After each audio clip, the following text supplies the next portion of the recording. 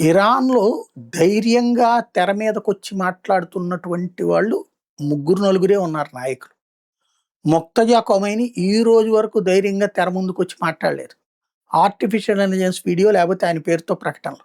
అంటే కనబడితే తెర ముందుకొస్తే లేపేస్తారని భయపడుతుంది ఇరాన్. అట్లాగే ఇప్పటిదాకా వాళ్ళకి సంబంధించిన కమాండర్లు ఐఆర్‌జీసీ వాడు ఎవడు కొత్తోడొస్తే వాడు పోతున్నాడు. ఇప్పుడు తాజాగా అమెరికా మీద ఇరాన్ విజయం సాధించింది. ఇరాన్ దెబ్బకి అమెరికా చర్చలకు కాళ్ళబేరానికొచ్చింది.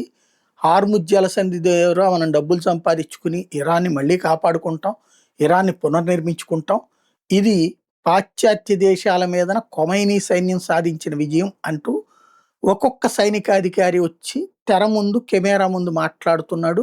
అది వాళ్ళ టీవీల్లో ప్రొజెక్ట్ చేస్తున్నారు. ఇరాన్ స్టేట్ టీవీలో. పైన ఖొమైనీ బొమ్మ, కింద వీళ్ళు. కానీ మొఖానికి మాస్కులేసుకొని వస్తున్నారు.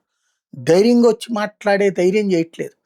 అంటే ఇవాళ గనక మాస్క్ లేకుండా మామూలుగా వచ్చి మాట్లాడితే రేపు ఎల్లుండో ఏసేస్తారేమో అని భయపడుతున్నారు. అంటే అంత భయపెట్టింది ఇజ్రాయెల్.